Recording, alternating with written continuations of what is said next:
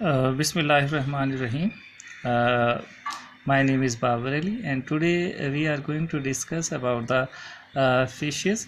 Fishes are the vertebrates, and vertebrates are those animals which belong from subphylum Vertebrata. These animals have vertebral column. Actually, notochord that is replaced by bones or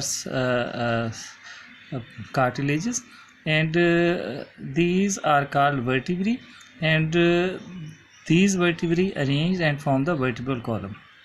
Vertebral column that protect the nerve cord, and anterior part of the vertebral column that is developed into the skull that form the facial bones, and cranium that protect the brain. So fishes are the first vertebrates. Phylogenetic consideration, phylogenetic relationship.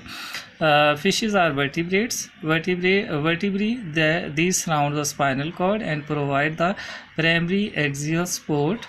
So vertebral column that provides support to the body. They also have a skull that protects the brain. Vertebrate lineage may go back about 750 million years ago. Hagfishes are the most primitive vertebrates. Two key vertebrate characteristics are the brain and bone, and these two key characteristics, they enable the vertebrate to become the dominant on the earth. Brain, the presence of the brain that shows the advancement of the nervous system, and the presence of the bone that shows the vertebrates, they become active swimmers, so bone that help in their locomotion. Chinese researchers unearthed the oldest vertebrate fossil, a small lancelet shaped animal with a brain and eye, and muscles are also present in the form of blocks in their body wall, which suggest that these lancelet-like animals, they were active swimmers. So this evidence means that these 530 million years ago, these animals, they locate the prey by their sight and then persuade it through prehistoric seas. A group of ancient eel-like animals, the conodonts, are known from the fossils that date back about 510 million years ago. Two large eyes and a mouth filled with tooth-like structures made of dentine. Dentine, that is the component which is found in the skeleton of the vertebrate. So it is considered that the origin of bone that starts in these animals. And other hypothesis on the origin of bone suggests that it may have arisen as denticles in the skin. Denticles, these are the similar to the sharks. Sharks have denticles, scales.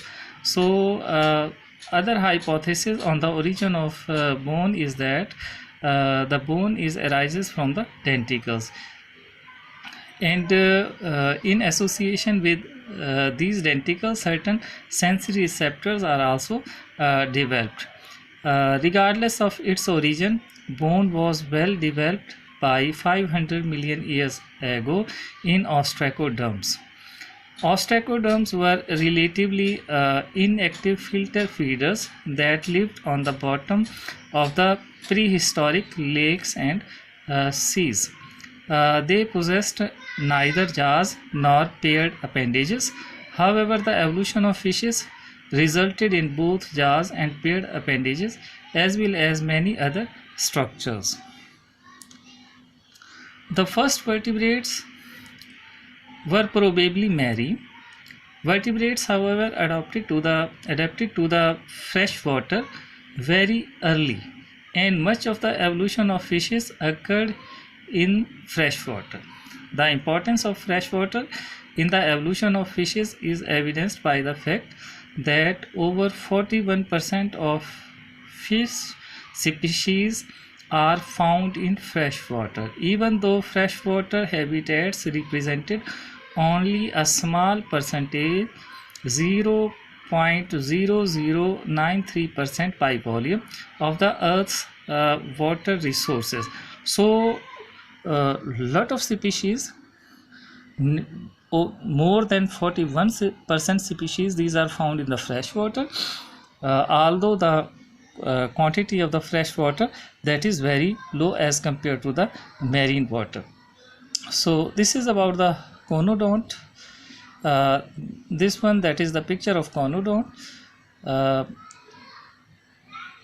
Thanks for watching this video.